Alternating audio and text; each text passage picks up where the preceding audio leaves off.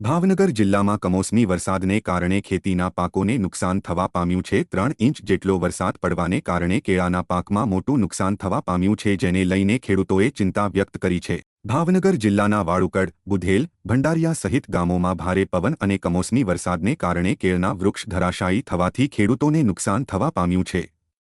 ખેડૂતોએ થયેલા નુકસાનના વિડીયો જાતે ઉતારીને પોતાની વેદના ઠાલવી છે।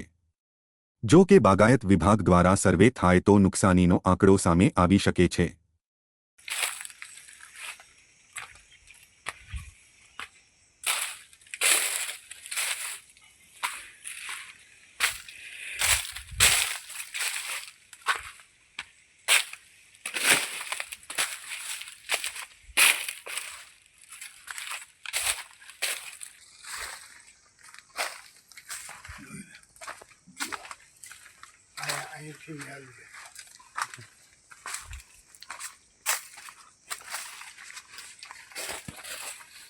મારું નામ ઠાકર શિવાય નાથાભાઈ ઇટાળિયા, ગામ લાખણકા।